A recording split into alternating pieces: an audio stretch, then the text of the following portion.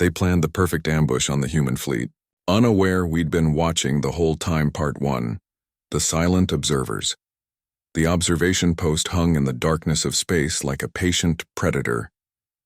War Marshal Theron of the Vraxian Confederacy stood before the viewing port, his 4 eyes tracking the distant lights of human vessels as they moved through the trade corridor.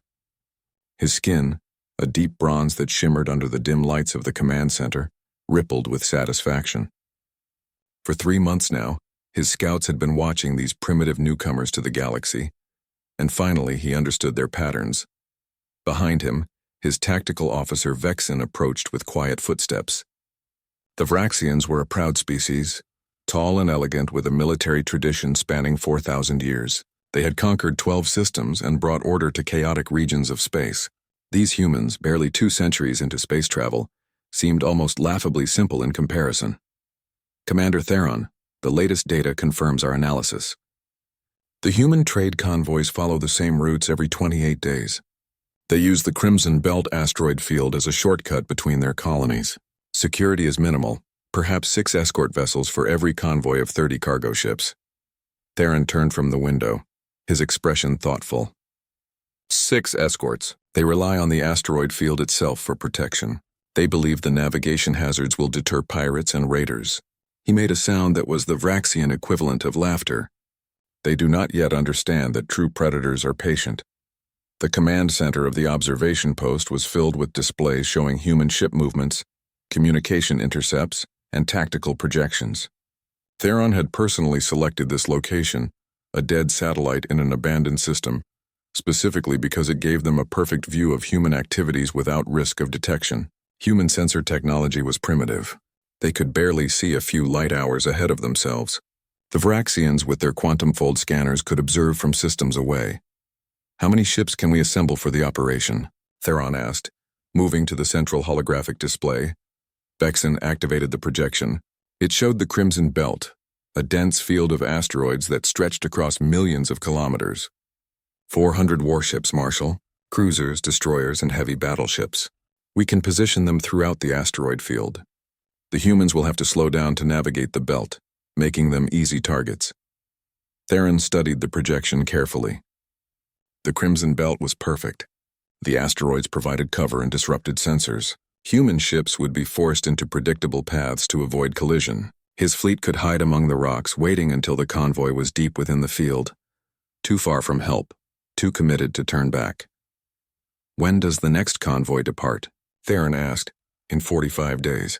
It will be their largest supply run, carrying equipment and resources to their outer colonies. Intelligence suggests it will have at least 40 cargo vessels." "Perfect. That gives us time to position our fleet properly." Theron zoomed in on specific asteroid clusters. "We will divide our forces into 3 groups. The first will trigger the ambush from the front, forcing the convoy to stop. The second will close from the sides, cutting off escape routes.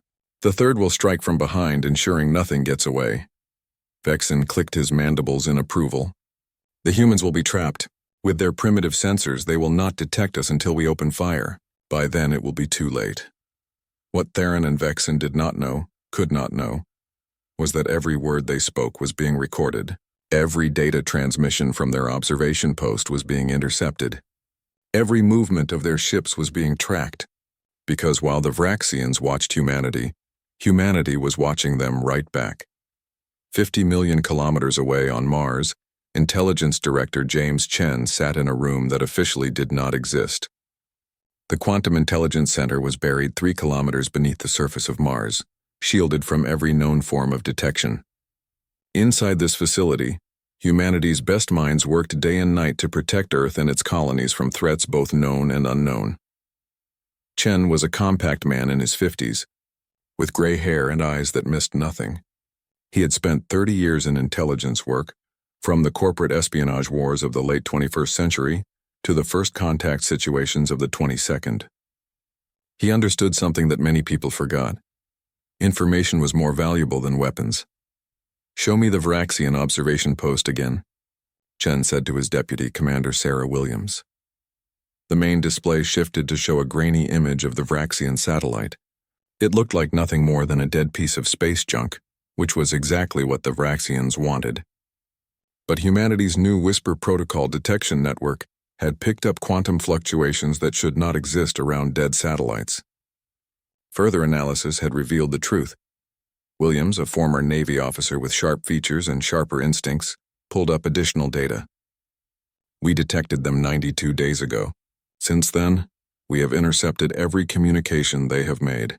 We know their fleet positions, their command structure, and their operational plans. Chen leaned back in his chair. The Whisper Protocol had been his idea, born from a simple observation. Every advanced technology left traces. The Vraxians used quantum fold communication, which they believed was undetectable. They were wrong. Quantum fluctuations created ripples in space-time that could be measured if you knew how to look. Humanity had learned how to look. What is their current plan? Chen asked, though he already knew the answer. He wanted to hear it again, to make sure nothing had changed. Williams brought up the tactical projection. They are planning an ambush in the Crimson Belt. They intend to position 400 warships throughout the asteroid field and attack our next major convoy. Based on their timeline, they will strike in approximately 45 days. And they believe we have no idea they are watching us. Correct. They have been very careful to remain hidden. Their observation post has minimal power emissions. Their scout ships maintain extreme distance. By every conventional measure, they should be invisible to us. Chen smiled slightly. But we do not use conventional measures anymore. Tell me about the convoy. Williams switched displays. The convoy is real. We cannot fake something that large without arousing suspicion if they have any human assets we do not know about. However, we are making modifications. 10 of the cargo vessels are being retrofitted with military systems, reinforced hulls, hidden weapon batteries, shield generators. From the outside, they will look like standard freight haulers. Inside, they will be warships and the escort vessels. 6 destroyers as per our usual pattern. But we are adding something special. Each destroyer is being equipped with the new Phantom missiles. The Vraxians have never seen them before. Chen nodded. Phantom missiles were another product of human innovation. They use specialized coatings and electronic warfare systems to appear as debris or asteroids until the final moments before impact. In the chaos of battle, especially in an asteroid field, they would be nearly impossible to detect until too late. What about our own ambush force? Chen asked. Williams grinned. That is where it gets interesting. We have been assembling a strike group at the Helios station. 20 heavy cruisers, 40 destroyers, and a full carrier battle group. The Vraxians do not know Helios station exists. We built it in secret specifically for situations like this. How long until they can reach the Crimson Belt? With the new jump drives, 4 hours from the moment we give the order. The Vraxians calculated based on our old technology. They think the nearest reinforcements are 16 hours away. They have no idea we can move that fast now. Chen stood and walked to the main display. He manipulated the controls, bringing up a 3-dimensional map of the Crimson Belt and surrounding space. Red icons marked known Vraxian positions. Blue icons marked human assets. Green icons marked the places where humanity would position hidden forces. We also have another advantage, Chen said. The nano-drone network. Williams nodded seriously. The nano-drones were perhaps humanity's most secret weapon. They were microscopic machines no larger than dust particles equipped with basic sensors, communication relays, and most importantly, hacking tools. Over the past 3 months, human intelligence had been seeding nano-drones throughout Vraxian military networks. Every time a Vraxian ship docked at a station, nano-drones attached themselves. Every time they transmitted data, nano-drones piggybacked on the signal and spread further. We have penetrated 63% of their fleet network, Williams reported. When the battle begins, we can trigger widespread system malfunctions. Their weapons will misfire. Their shields will flicker. Their sensors will report false targets. It will be chaos. Chen studied the display in silence. The plan was elegant. The Vraxians thought they were setting a trap. In reality, they were walking into one. Humanity would let them spring their ambush, let them commit their forces, and then reveal that every step had been anticipated. There is one more thing we need to do, Chen said. We need to make sure Captain Morrison and her crew are ready. The merchant vessel Prosperity floated in dock at Titan Station, undergoing what appeared to be routine maintenance. Captain Elena Morrison walked through the cargo holds, inspecting the modifications that military engineers had been installing for the past week. To any casual observer, the holds looked normal. Cargo containers stacked and secured, standard equipment. Nothing unusual. Morrison was a veteran of the outer colony trade routes. A woman in her early 40s with sun-weathered skin and eyes that had seen more than most people her age. She had started as a junior officer on mining vessels and worked her way up to command through skill, determination, and an uncanny ability to handle crisis situations. Now she was being asked to fly into an ambush with a ship full of civilians who had no idea what was really happening. "Captain Morrison," a voice said behind her. She turned to find Commander David Park, the naval liaison assigned to her ship. Park was young for his rank, barely 30, but he had a reputation for competence and calm under pressure. "Commander," Morrison said, "I assume you are here to tell me this is not as crazy as it sounds." Park smiled slightly. "I would be lying if I said that. This is exactly as crazy as it sounds, but it is also necessary." Morrison gestured at the cargo hold. "You have turned my ship into a warship. You have loaded it with weapons that I barely know how to use, and you want me to fly it straight into an alien ambush pretending everything is normal." "That is accurate," Park confirmed, "but you will not be alone. 9 other ships in the convoy have similar modifications. We will have 6 destroyers as escorts, and we will have significant backup arriving shortly after the ambush begins." "Shortly after," Morrison repeated, "meaning we will be taking fire before help arrives." "For approximately 15 to 20 minutes, yes." Park pulled up a tactical display on his portable unit. "The Vraxians will spring their trap when you are deep in the Crimson Belt. They will expect you to panic, to scatter, to make easy targets of yourselves. Instead, you will hold formation, activate your hidden defenses, and fight back. The element of surprise will be on our side." Morrison studied the display. "And the rest of my crew? They deserve to know the truth. They will be briefed 12 hours before departure. For now, operational security demands minimal knowledge.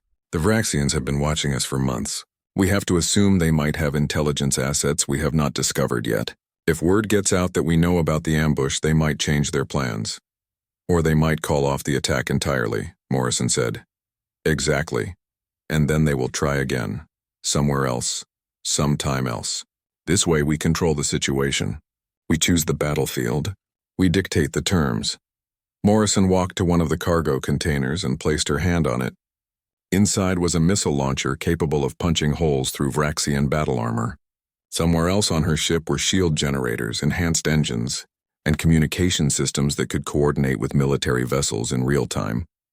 "You know," Morrison said quietly, "when I signed up for the merchant fleet, I thought I would be hauling freight and staying out of trouble." Park smiled. "The galaxy has other plans. The truth is, Captain, we need people like you. People who can stay calm when everything goes wrong. People who can adapt. People who understand that sometimes the cargo you carry is not as important as the message you send. And what message are we sending? That humanity is not easy prey. That we pay attention. That when someone threatens us, we do not just survive, we win." Morrison turned to face Park directly. Her eyes were hard. "If we are doing this, Commander, then I need 2 things. First, I need complete tactical information.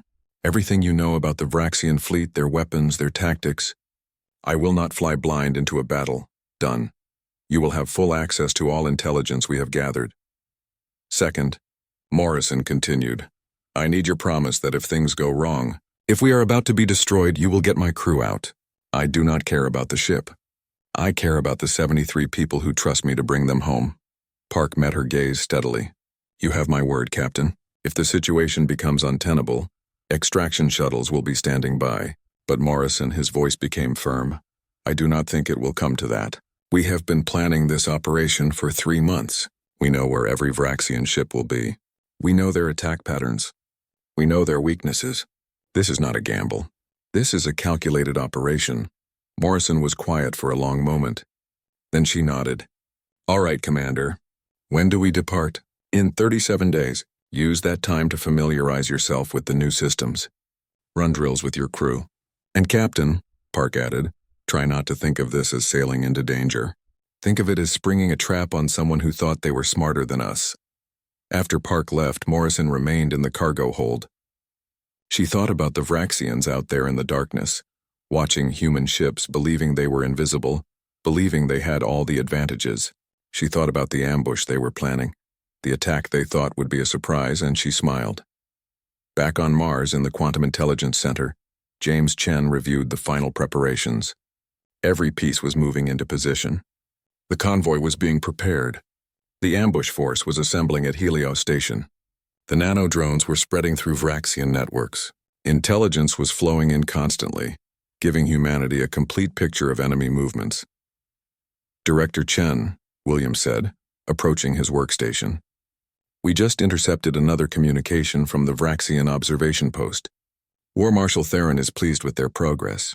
He believes the ambush will be a complete success. Of course he does, Chen replied. We have given him every reason to believe that. Our convoys have continued following predictable patterns. Our security has remained at normal levels. We have shown no sign that we know they are watching us. Williams hesitated. Sir, do you ever feel bad about this? We are essentially letting them think they have outsmarted us just so we can destroy them. Chen turned to face his deputy. His expression was serious. Commander Williams, the Vraxians made a choice when they decided to attack us. They studied us, learned our patterns, and planned to kill our people and steal our resources. They chose aggression. We are simply responding in kind, but smarter. I know, sir. I just meant that it seems almost cruel. They have no idea what is coming. War is cruel, Chen said flatly. But there are different types of cruelty. The Vraxians intended to massacre a convoy of merchant vessels, killing thousands of civilians who were just trying to make a living. We intend to destroy a military fleet that came here with hostile intent. One is murder. The other is justice, Williams nodded. You are right, of course. Chen softened slightly. I understand your concern, Commander. It is good that you think about these things. It means you have not lost your humanity. But remember this. The Vraxians have been watching us for 3 months, learning everything they can about us. And the entire time, we have been watching them. They thought they were predators, but they never stopped to consider that maybe, just maybe, we were predators too. The display behind them showed the countdown. 37 days until the convoy departed. 37 days until the Vraxians sprung their trap. 37 days until they learned that humanity was not as simple or as weak as they had assumed. Chen turned back to his work. There was still much to do, but the foundation was solid. The trap was set. Now it was just a matter of patience, waiting for the Vraxians to take the bait they had so carefully laid out. In the darkness of space, the Vraxian observation post continued its silent watch, never suspecting that it too was being observed. War Marshal Theron reviewed his plans, confident in his genius, never imagining that every detail of his strategy was already known to his intended victims. The stage was set. The players were in position, and in 37 days, the galaxy would learn an important lesson about humanity. We were always watching, always learning, and always ready to turn the tables on those who underestimated us. The Web Titans, the Vraxian fleet, began assembling in the outer reaches of the Crimson Belt 3 weeks before the planned ambush. War Marshal Theron commanded the operation from his flagship, the Eternal Dominion, a massive battlecruiser that had seen action in 17 major conflicts.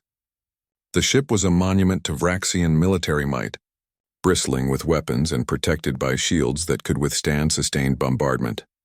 Theron stood in the command center, watching as ship after ship dropped out of faster-than-light travel and took up positions among the asteroids. His fleet was impressive, 400 warships representing the finest vessels the Confederacy could provide, cruisers that could level cities, destroyers fast enough to chase down any prey, and battleships with enough firepower to crack a planet's crust. Status report? Theron commanded. His second-in-command, Admiral Corvex, approached with a data tablet. All vessels have arrived and are moving into assigned positions. We have concealed our ships among the asteroids as planned. Power signatures are minimal. The humans will not detect us until we are already firing upon them. Theron manipulated the holographic display, showing the entire Crimson Belt. His fleet was spread across thousands of cubic kilometers, hidden in the shadows of massive rocks, positioned at key points where the humans would have to pass. It was a work of art, a military masterpiece that would be studied for generations. What about their convoy? When does it depart? According to our latest intelligence, in 14 days, the convoy consists of 43 vessels, mostly cargo haulers carrying supplies to their outer colonies. Security is standard: 6 escort destroyers. Nothing we cannot handle. Theron clicked his mandibles in satisfaction. The humans were so predictable. They followed the same routes, used the same security protocols, never varied their patterns. It made them easy to study, easy to understand, and ultimately easy to destroy. Have we detected any unusual activity from human military installations? Theron asked. None, Korvex replied. Their naval forces remain at standard deployment levels. The nearest significant battle group is at Titan Station, 16 hours away even at their fastest speeds. By the time they receive word of our attack and mobilize, we will have already destroyed the convoy and withdrawn. Perfect. Theron turned to face his assembled officers. This operation will demonstrate to the galaxy that the Vraxian Confederacy is not to be challenged. The humans have expanded too quickly, claimed too much space. They need to learn their place. We will teach them. The officers clicked their approval. None of them suspected that their every word was being transmitted instantly to Mars, where human analysts dissected every sentence, every tactical decision, every ship movement. At the Quantum Intelligence Center, James Chen watched the Vraxian fleet take position.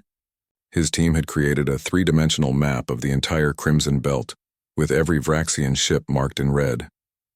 The enemy had positioned themselves cleverly, covering all the major navigation routes through the asteroid field.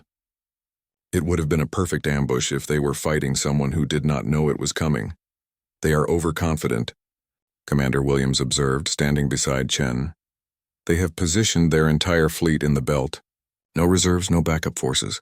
Everything committed to the initial strike. Chen nodded. That is the problem with believing you have perfect intelligence. They think they know everything about us, so they see no need for caution. They have put all their pieces on the board, which means we know exactly where to strike.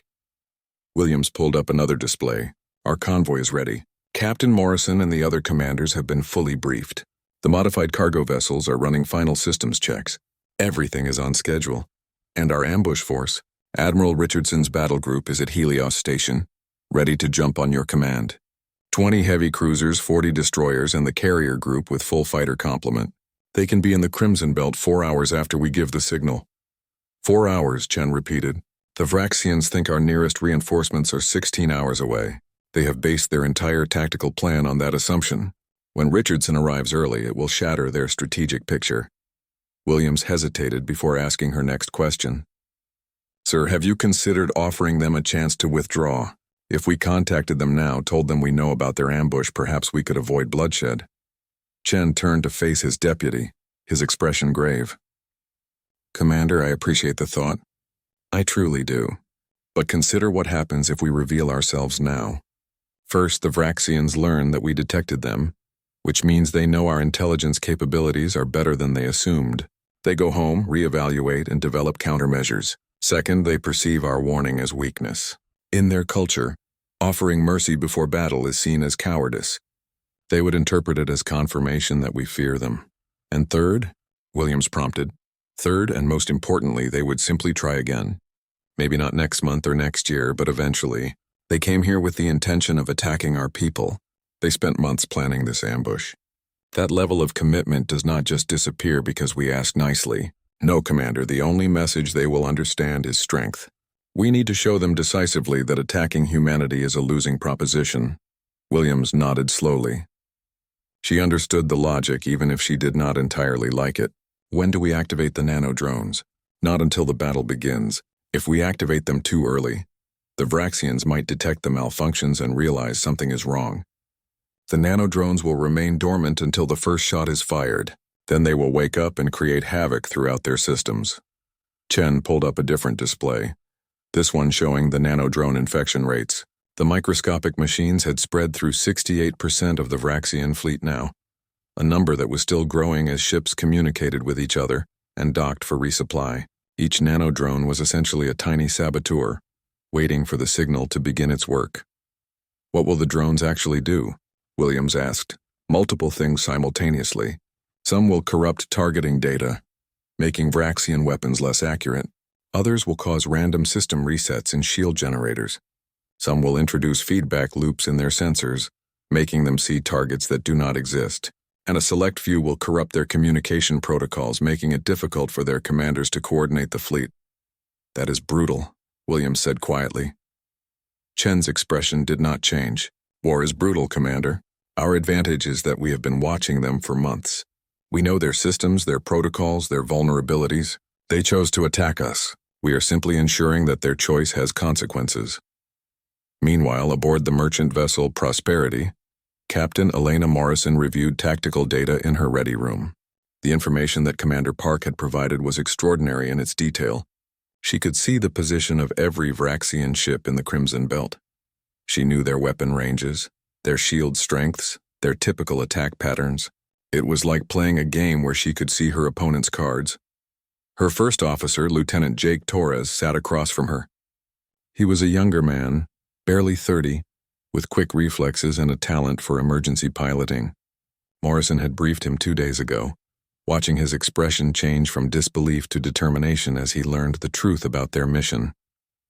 "This is insane, Captain," Torres said, though his tone suggested he meant it as a compliment rather than a criticism. "We are basically sailing into the enemy's mouth and daring them to bite us."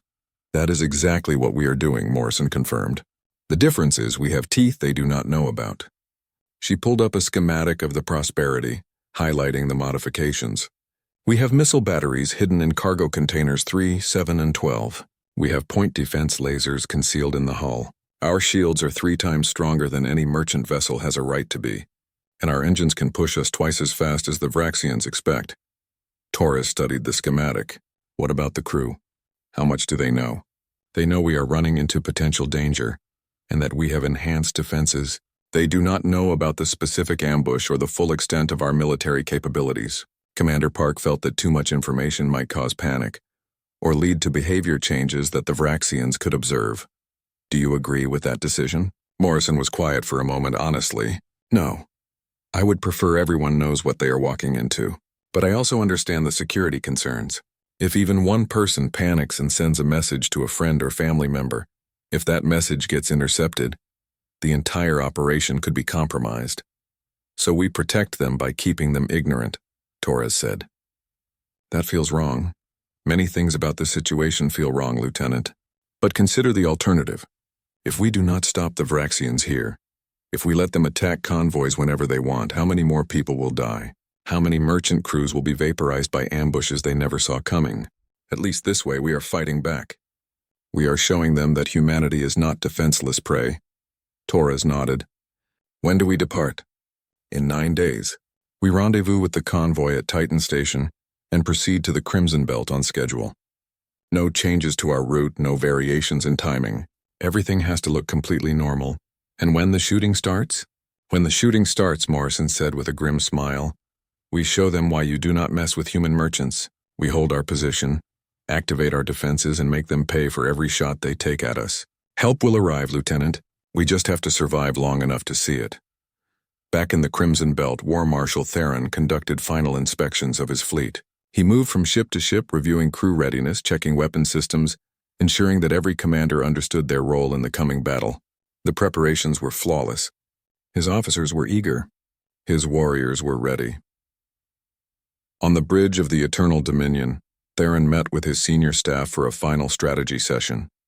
The holographic display showed the planned ambush in detail, with blue icons representing human ships and red icons showing Vraxian attack vectors. "We will initiate the attack when the convoy reaches this point." Theron indicated a location deep within the asteroid field. "They will be traveling slowly, their sensors degraded by the asteroid interference. Our first wave, consisting of 80 ships, will emerge from these positions and open fire. The humans will attempt to flee or scatter, which is when our second wave will close the trap from the sides and rear." "What if they try to fight?" one of his officers asked. Theron made the clicking sound that indicated amusement. "With what? They have 6 escort destroyers against our 400 warships. Even if they fight with courage and skill, they will be overwhelmed in minutes. No, they will attempt to run. It is the human way. They value individual survival over tactical sense." Another officer spoke up. "Marshal, what about potential reinforcements? If they send a distress call, could human forces arrive in time to interfere?" Corvex answered that question. "The nearest human battle group is 16 hours away. Even if they receive an instant distress call and mobilize immediately, we will have completed our attack and withdrawn long before they arrive. We will be back in Vraxian space before they even enter the belt." Theron nodded his approval. This was why he had spent so much time on intelligence gathering. Understanding the enemy's capabilities and response times was as important as understanding their ship positions. The humans simply could not respond fast enough to save the convoy. "Prepare the fleet," Theron commanded. "All ships to battle stations. Power levels to minimum until I give the order to engage. Absolute communication silence. We have come too far and planned too carefully to fail now." His officers departed to their vessels, each one confident in the coming victory. None of them noticed the tiny anomalies in their computer systems, the microscopic bits of corrupted code that had been spreading through their networks for months. None of them suspected that their communication silence had already been compromised weeks ago, that every order they gave was being transmitted instantly to human intelligence. On Mars, James Chen watched the final pieces fall into place. The Vraxian fleet was in position. The human convoy was prepared. Admiral Richardson's battle group was ready to jump. The nanodrones were primed and waiting. Everything was ready. He thought about War Marshal Theron sitting in his flagship, believing he had executed a perfect intelligence operation, believing he had studied humanity and learned all its weaknesses, believing victory was assured. Chen understood something that Theron did not. Intelligence was not about seeing everything. It was about seeing what mattered and understanding what it meant. The Vraxians had watched human ships for months, but they had only seen surface patterns. They had never looked deeper, never questioned whether those patterns might be deliberate. Humanity had watched the Vraxians with different eyes. They had penetrated their networks, studied their psychology, understood their culture and military doctrine. They had not just gathered data, they had achieved true comprehension of their enemy. "Director Chen," William said, pulling him from his thoughts. "Captain Morrison requests permission to proceed with convoy departure. All ships are ready." Chen looked at the countdown. 9 days until the convoy reached the Crimson Belt. 9 days until the Vraxians sprung their trap. 9 days until they learned that the prey they had been stalking was actually the predator. "Permission granted," Chen said. "Tell Captain Morrison to proceed as planned. And Commander," he added, "make sure Admiral Richardson knows he has 4 hours from my signal to reach the battlefield. Not a minute more." "Understood, sir." As Williams moved away to relay the orders, Chen turned back to the displays. He could see everything now, the full picture. The Vraxians hidden in the asteroids, confident and eager. The human convoy preparing to depart, seemingly oblivious to the danger. The hidden battle group waiting at Helios Station, ready to jump into action. It was like watching a play where you had already read the script. You knew what would happen. You knew how each character would react. You knew how it would end. The only question was whether the actors would perform their roles correctly. Chen had confidence they would. He had spent 3 months preparing for this moment, coordinating dozens of agencies, managing hundreds of personnel, ensuring that every detail was perfect. The Vraxians had studied humanity for 3 months. Humanity had studied the Vraxians for the same period, but with better tools, better analysis, and better understanding. In 9 days, the galaxy would learn an important lesson. It would learn that humanity was not the naive newcomer that other species assumed. It would learn that humans paid attention, that they adapted quickly, that they turned disadvantages into advantages. Most importantly, it would learn that when you set a trap for humanity, you had better make sure you are not standing in one yourself. The countdown continued. 9 days, then 8, then 7. Each day brought the moment closer, the moment when the ambush would become a counter-ambush, when the hunters would become the hunted, when the Vraxians would realize that they had made a terrible mistake. And James Chen watched it all, patient and prepared, waiting for the perfect moment to spring humanity's trap. Part 3. The ambush reversed. The convoy entered the Crimson Belt precisely on schedule. 43 vessels, mostly cargo haulers with 6 destroyer escorts, moving in standard formation through the asteroid field. On the bridge of the Prosperity, Captain Elena Morrison watched the massive rocks drift past, some larger than cities, their surfaces scarred by millions of years of cosmic collisions. Sensors are degraded as expected. Lieutenant Torres reported from the tactical station. Asteroid interference is reducing our effective range by 60%. We are essentially navigating by sight. Morrison nodded calmly. Maintain course and speed.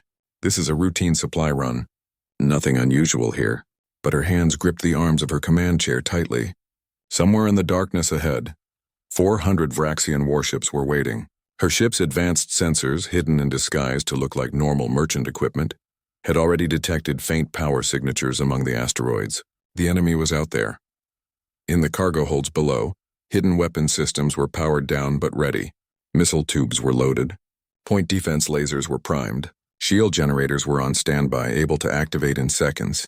The Prosperity looked like a harmless merchant vessel, but it was actually a disguised warship, and its crew was ready for battle. "All ships report status," Morrison said over the convoy channel.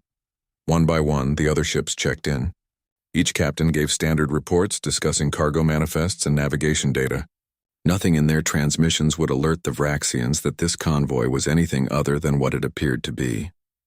But Morrison knew that 10 of those cargo vessels, like her own, carried hidden fangs. Aboard the Eternal Dominion, War Marshal Theron watched his tactical display with satisfaction.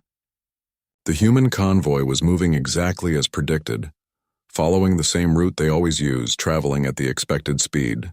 They were completely unaware of the trap that surrounded them.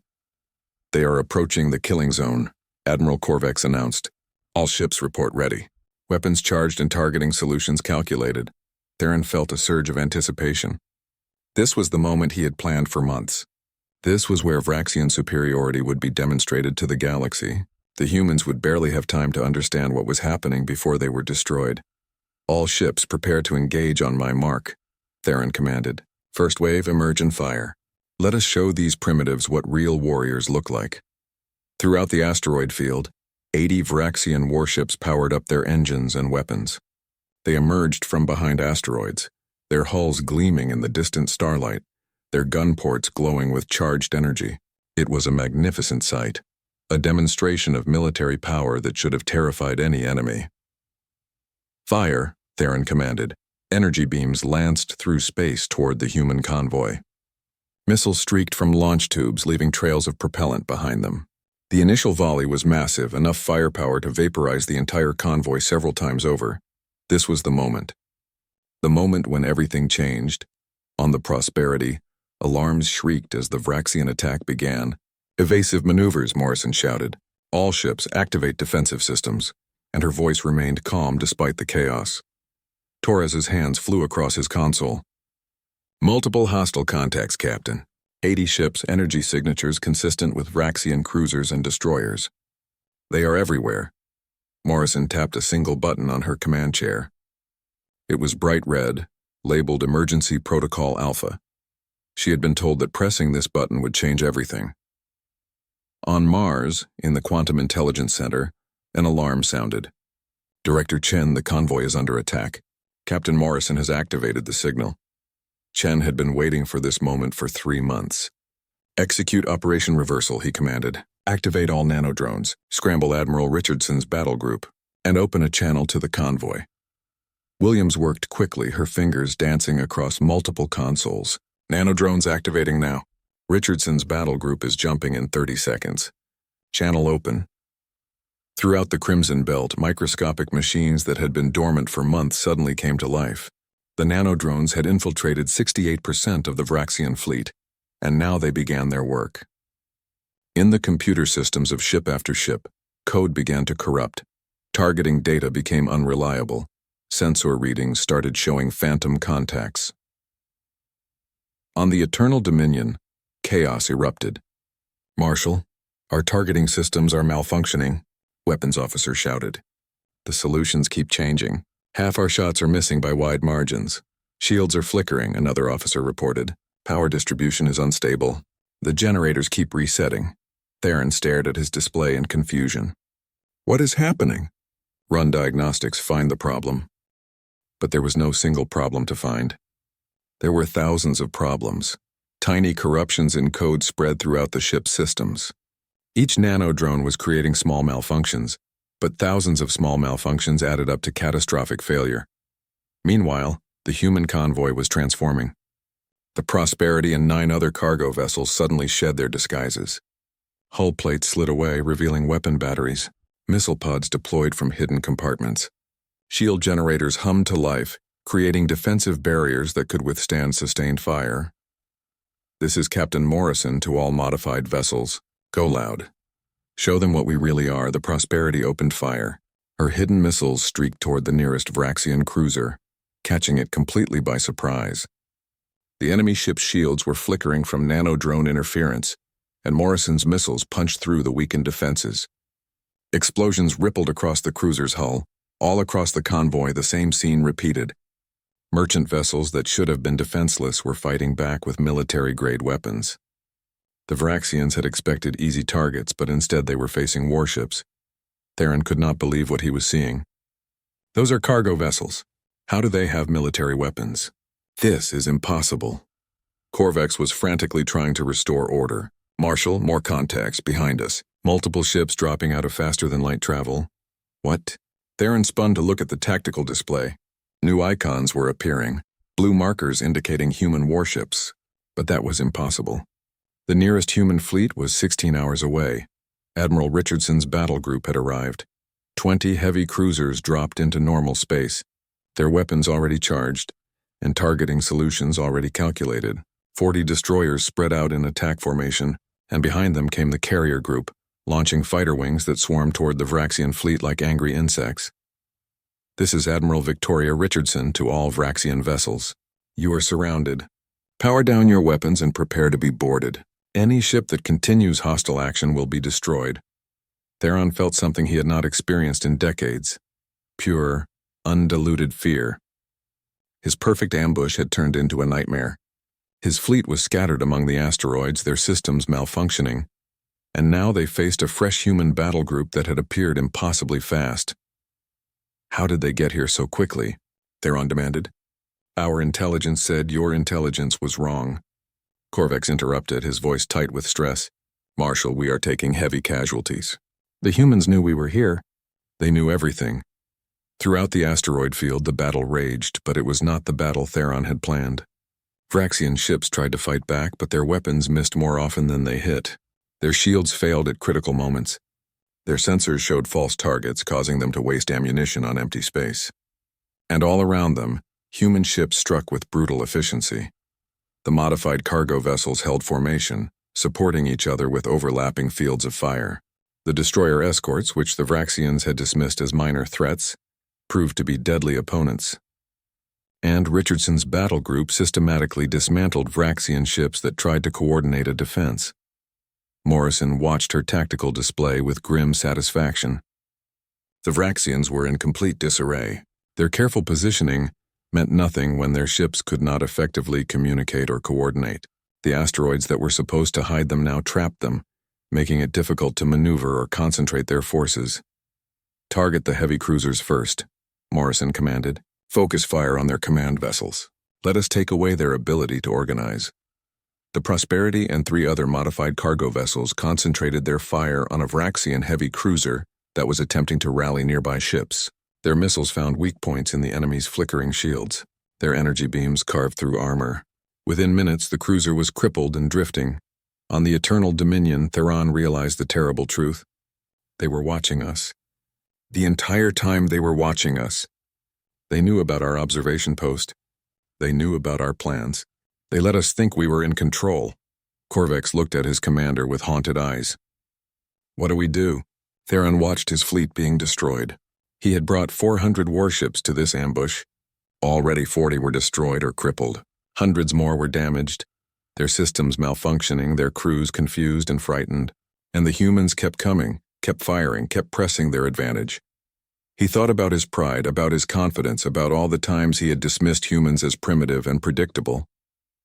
He had been so certain of his superiority, so sure that Vraxian technology and experience made them unbeatable. He had been wrong. Broadcast a message to all ships, Theron said quietly. Order them to power down weapons and shields. We surrender. Korvax stared at him in shock. Marshal, we are the Vraxian Confederacy. We do not surrender, we do today, Theron replied. We do today or we all die, and dying accomplishes nothing, except adding more names to the casualty lists. These humans have beaten us, Korvax. Completely, totally beaten us. We have to accept it. With shaking hands, Korvax transmitted the surrender order. Throughout the Crimson Belt, Vraxian ships began powering down. Some captains refused the order and tried to fight on. but they were quickly overwhelmed by human forces that seemed to anticipate their every move. Within 30 minutes of Admiral Richardson's arrival, the battle was over. On Mars, James Chen watched the tactical display as the Vraxian fleet surrendered.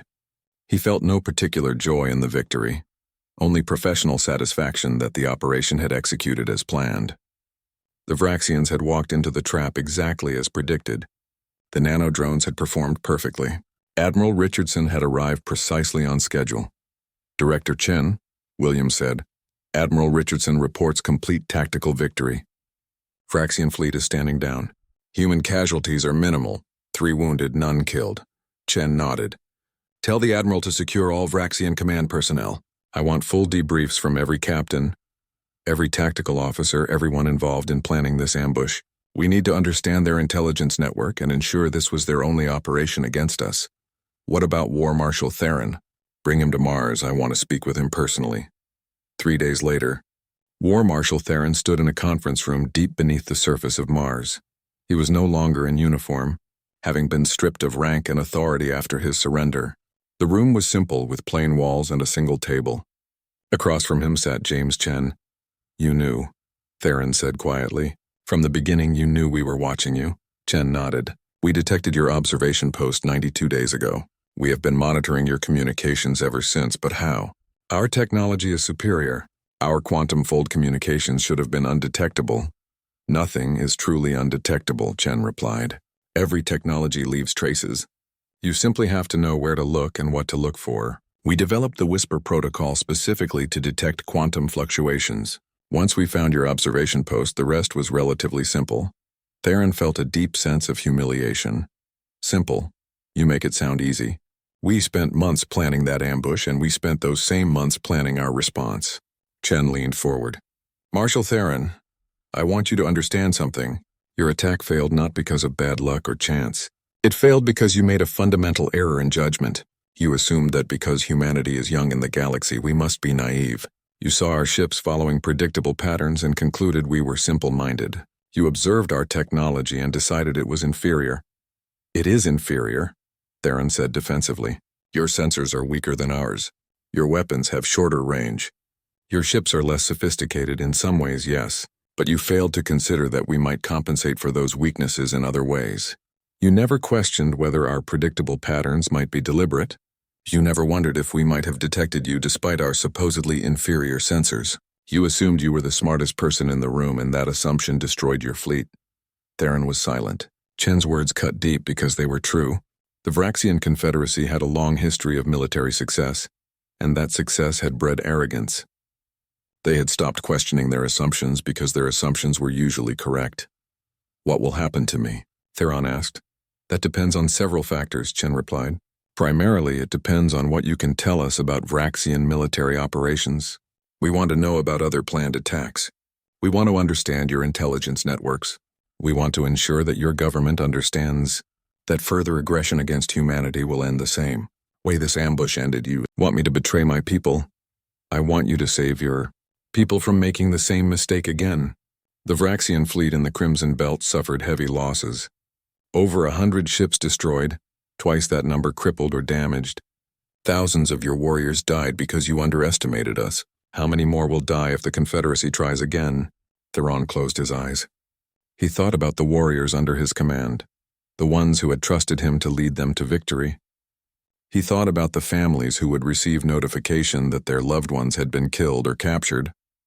He thought about the pride of the Vraxian Confederacy and what it would cost to maintain that pride. "I will cooperate," Theron said finally. "I will tell you what I know. But understand this, Director Chen. You have won this battle, but you have also made an enemy. The Confederacy will not forget this defeat."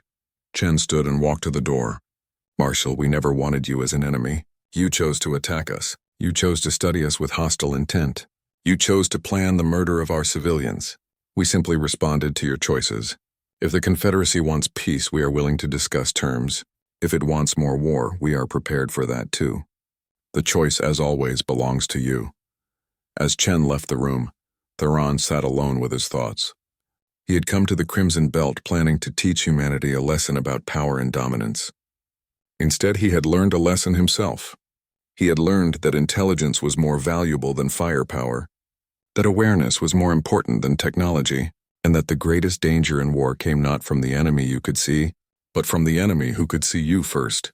Aboard the Prosperity, now safely docked at Titan Station, Captain Morrison met with her crew. They had fought through a major battle and emerged victorious. The ship had taken some damage, nothing critical, but enough to remind everyone how close they had come to disaster. "You all performed admirably," Morrison told her assembled crew. "When the shooting started, you did your jobs without panic, without hesitation. Many of you had questions about why we had military equipment. Now you know why. We were bait in a trap, and we helped catch a very dangerous predator." A young engineer raised his hand. "Captain, did Command know this would happen? Did they send us into danger deliberately?" Morrison chose her words carefully. Command knew the Vraxians were planning an ambush. They also knew that the only way to stop it permanently was to let the enemy commit their forces and then destroy them. Yes, we were placed in danger, but we were also given the tools to defend ourselves, and we had significant backup ready to assist us. It was a calculated risk, and it paid off. Another crew member spoke up. "What happens now? Will there be more attacks? That is not for me to say, but I can tell you this. The Vraxians came here thinking we were easy targets. They learned we are not. Word of this battle will spread throughout the galaxy. Other species who might have been considering aggression against humanity will reconsider. We did not just win a battle today. We sent a message. And that message is simple. Humanity is watching, humanity is prepared, and humanity will defend itself." The crew dispersed, some to repair duty, others to rest. Morrison remained on the bridge looking out at the stars. She thought about the Vraxian fleet, about War Marshal Theron and his confident plans, about how quickly certainty could turn to disaster. She thought about James Chen and the intelligence network that had made this victory possible. The Vraxians had watched humanity for 3 months, but humanity had watched back, watched better, watched smarter. In the end, Morrison reflected, the battle had not been won with weapons or shields or tactical brilliance, though all those things mattered. The battle had been won with information, with patience, with the understanding that sometimes the best response to being watched was to watch right back and wait for the perfect moment to reveal what you knew. The Vraxians had set the ultimate ambush, but they had been blind to humanity's vengeful eyes, watching their every move, learning their every secret, preparing the perfect counter-trap. And now the galaxy knew. Humanity might be young, but they were not naive. They might be newer to space than other species, but they learned fast. And most importantly, they were always watching. The stars continued their eternal dance, indifferent to the small dramas of mortal species. But among those stars, a message had been sent and received. Humanity was not prey. Humanity was not weak. And anyone who made the mistake of underestimating them would learn the same harsh lesson that the Vraxians had learned, the hard way.